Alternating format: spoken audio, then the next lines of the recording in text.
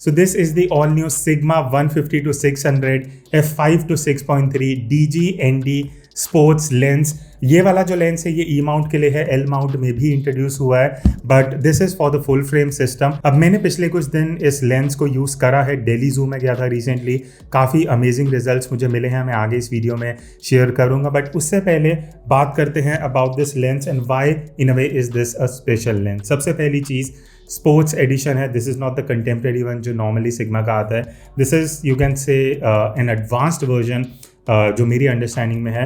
और सबसे पहला चीज़ जब इस वेट को मैंने होल्ड करा एंड मैं यूज़ कर रहा था वो था इसका वेट जो मैंने रियलाइज़ करा। सो दिस इज़ 2.1 kg, जो मुझे लगता है जो DSLR वर्जन के लिए लेंस आता है जो मैंने कुछ साल पहले यूज़ करा था सेम 150 to 600, वो आई थिंक अराउंड 800 ग्राम के आसपास इस लेंस से ज़्यादा है।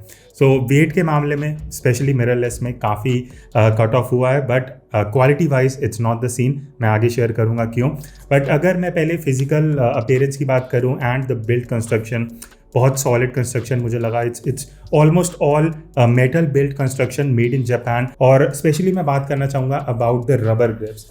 तो जब मैं इस लेंस को यूज़ कर रहा था in Delhi zoo, zoom in zoom out काफ़ी ज़्यादा हो रहा था, एंड आई बिलीव यहाँ पे ये जो रबर ग्रिप इन्होंने दिया है for adjusting the focal length काफ़ी वाइड है, and I really like the design. It's not flat but एक शेप दिया गया है जो ग्रिप में काफ़ी हेल्प करता है, क्योंकि हो क्या रहा था दिल्ली में बहुत गर्मी है, सो नॉर्मली हाथ में थोड़ा स्वेटिंग हो जाता है, तो उस सिचुएशन में भी ग्रिप मुझे काफ़ी अच्छा लगा स्पेशली इस एंगल पे।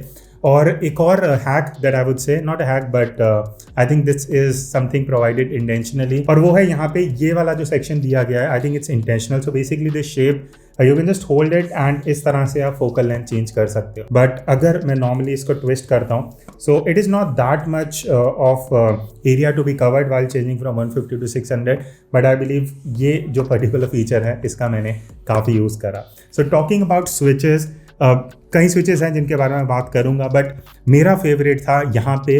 So this is a switch which allows you कि आप अपने लेंस को सबसे पहले, लेट्स सपोज 150 mm पे है, आप L पे ले जा सकते हो which is lock. So 150 mm पे ये लॉक हो जाएगा, और ये यूज़फुल है बिकॉज मैं शोल्डर स्ट्रैप यूज़ करता हूँ और लेंस नॉर्मली ऐसे रहता है, तो यहाँ पे आपका लेंस 150 पे फिक्स्ड रहेगा। आई विश 600 mm पे ये ऑप्शन होता, बट जो लॉक फीचर है वो सिर्फ 150 mm पे ही काम करता है, उसके अलावा आप किसी भी फोकल लेंथ पे लॉक नहीं कर सकते।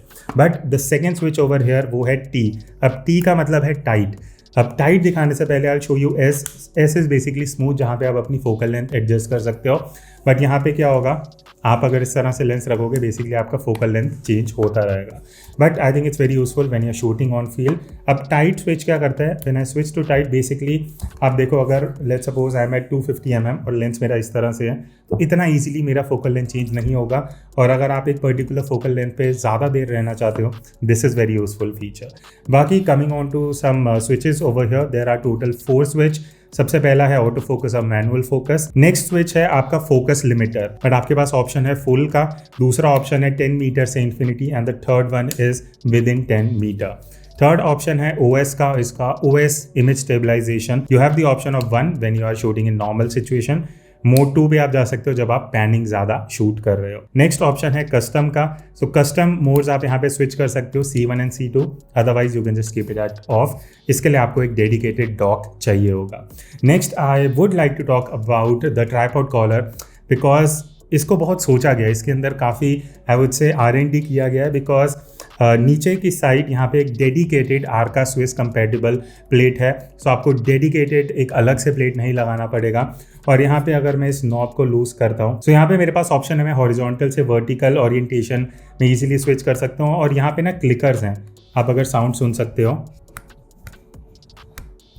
सो ये जो क्लिकर्स हैं ये आपको हेल्प करते हैं एकदम परफेक्ट एंगल लेने में, switching from horizontal to portrait orientation while you are on a tripod और अ मोनोपॉड।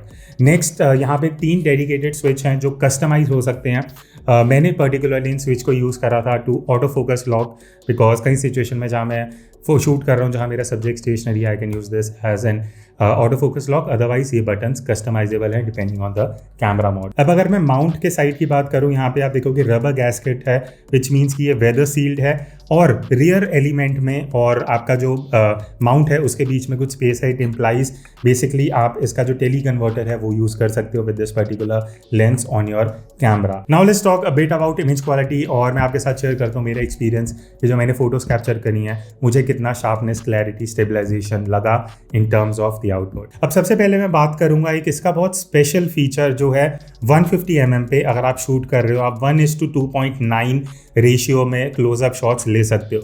तो इसका मिनिमम फोकसिंग डिस्टेंस जो लेंस पे मेंशन्ड है दैट इज 1.9 फीट, बट मुझे लगा पता नहीं मैं क्यों 1.9 से ज़्यादा क्लोज फोकसिंग डिस्टेंस ले पा रहा था। एनीवेज, यहाँ पे मैं आपको कुछ सैम्पल्स दिखाऊंगा। आप क्लोजअप शॉट्स ले सकते हो 150 mm पे, सो वो एक और इसका बढ़िया मुझे यूज़ लगा। अब सबसे पहले हम बात करते हैं इसके फोकस स्पीड एंड एक्यूरेसी की। तो जब मैं फोकसिंग कर रहा था यूजिंग दिस लेंस, 1-1.5 घंटा जब मैं शूट करता गया मुझे रियलाइज़ हुआ कि the best possible way to get, मतलब अगर आपको एकदम बढ़िया एक्यूरेसी चाहिए, ये जो फोकस लिमिटर है इनको समझना बहुत ज़रूरी है। बाय डिफ़ॉल्ट अगर आप फुल पे रखते हो that is the best way to go about, but बहुत सी सिचुएशंस में जब मैं 10 मीटर टू इन्फिनिटी रख रहा था, अगर आपका सब्जेक्ट डिस्टेंस उतना है तो वहाँ पे मुझे लगा specially between 500 to 600 mm focusing speed में मुझे इंप्रूवमेंट दिखा। So deciding that limiter is very important, but all together I think इस लेंस का फोकसिंग स्पीड काफ़ी बढ़िया है, चाहे वो 600 mm तक भी आप लेके जा रहे हो। So accuracy is very good, speed बहुत अच्छा है, हल्का सा और बेटर हो सकता था बिकॉज मैंने कुछ और लेंसेज यूज़ करे हैं which is around 500-600 mm in terms of telephoto zoom lens. तो comparatively could have been a bit better, but ऐसा नहीं है कि फोकसिंग अच्छा नहीं है, इट्स गुड अगर आप इसको नॉर्मली यूज़ कर रहे हो एज अ कैजुअल और maybe as hobbyist photographer. Next अगर मैं शार्पनेस की बात करूं, यहाँ पे मैं आपको कुछ सैम्पल्स भी दिखाऊंगा। आई फील सेंटर में शार्पनेस अगर आप 450 to 500 mm तक शूट कर रहे हो बहुत अमेजिंग मुझे लगा। इवन टुवर्ड्स द एजेस थोड़ा सा रिड्यूस होता गया जब मैं 500 से 600 mm की तरफ जा रहा था। तो 600 mm जो एकदम एक्सट्रीम है, मुझे लग रहा है एजेस पे हल्का सा सॉफ्टनेस है, बट टुवर्ड्स द सेंटर, यहाँ थोड़ा सा सेंटर के आसपास शार्पनेस काफ़ी अच्छा है, even if I go to the extreme of 500 to 600 mm। Otherwise I think sharpness is really good. यहाँ पे मैं आपको कुछ सैम्पल्स भी दिखा रहा हूँ। इन फोटोज़ में अगर मैं हल्का आपको सेंटर की तरफ 100% जूम करके दिखाऊँ, यू विल सी शार्पनेस काफ़ी अच्छा है, क्लैरिटी बहुत बढ़िया है।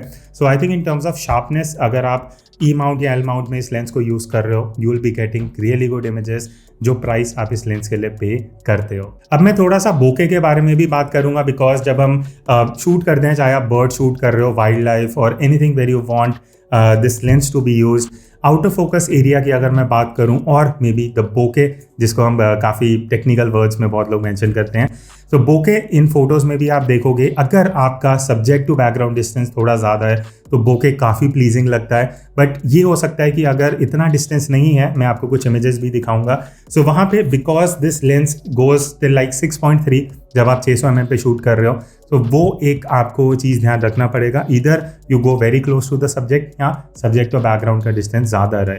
बट नॉर्मली जब मैं जू में शूट कर रहा था मुझे ग्रीनरी काफ़ी दिखा और बैकग्राउंड डिस्टेंस अराउंड 10 फीट के आसपास भी, उससे ज़्यादा भी जहाँ पे था, मुझे काफ़ी बढ़िया बोके मिला। And in terms of quality I think bokeh is really good, और आप एजेस की तरफ भी देखोगे, so I think all over the bokeh looks really good. और अगर मैं बात करूँ क्वालिटी ऑफ बैकग्राउंड ब्लर जो आपको मिलता है specially in the foreground as well as background, वो मुझे काफ़ी प्लीजिंग लगा। आप यहाँ पे कुछ सैम्पल्स में भी देखोगे, as I mentioned, as long as distance ज़्यादा है सब्जेक्ट टू बैकग्राउंड, तो वहाँ पे आपको अच्छा ब्लर इफेक्ट मिल जाता है and it looks very pleasing to the eyes as well. अगली चीज़ जिसके बारे में बात करूंगा वो है ऑप्टिकल स्टेबलाइजेशन। सो OS का स्विच आपको यहाँ पे मिलता है, मोड्स हैं off 1 and 2। So OS is something जो मुझे काफ़ी इंप्रेसिव लगा। यहाँ पे आप एक कंपैरिजन देखो, जो मैंने 1/25 ऑफ अ सेकेंड पे शूट करा है विद ऑफ एंड ऑन, अभी इसीलिए पॉसिबल हो सका because this lens by Sigma has 4 stops of optical stabilisation, और मैंने प्रैक्टिकली यहाँ पे 4.5 स्टॉप्स में लेके गया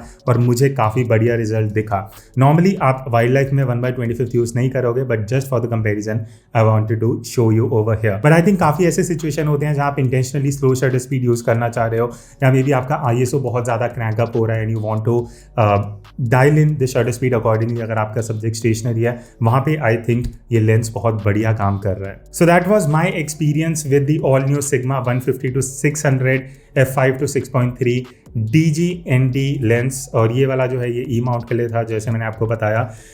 अगर मैं इस वीडियो को समराइज करूँ मेरा experience, I think this is one lens अगर मैं परचेज करना चाहूँ, I definitely go for it because it gives me value for money. जिस प्राइस पे आता है, I mention the MRP over here. जो इसका शार्पनेस और क्लैरिटी है between 500 to 600 mm, that has drastically improve from the previous version जो मैं कैनन माउंट पे यूज़ कर रहा था पिछले कुछ सालों में। एंड वेट काफ़ी कम हुआ है, अराउंड 2.1 kg, तो मैं इसीलिए इस तरह से हैंडल कर पा रहा हूँ। And overall I think the OS performance is also really great and focusing में मुझे ऐसा कुछ इशू नहीं लगा। So this is my view about this lens. आपने कुछ सैम्पल्स देखे हैं, मुझे कमेंट करके ज़रूर अपने व्यूज़ बताना, और इसके कुछ सैम्पल्स के रॉ फाइल मैं आपके साथ शेयर करूंगा, उसका लिंक आपको डिस्क्रिप्शन में मिल जाएगा अगर आप खुद देखना चाहते हो कि रॉ फाइल्स का कैसा रिजल्ट है, सो दैट आप अपना माइंड मेकअप कर सको। That's it, I will see you in the next video. तब तक take care and keep clicking.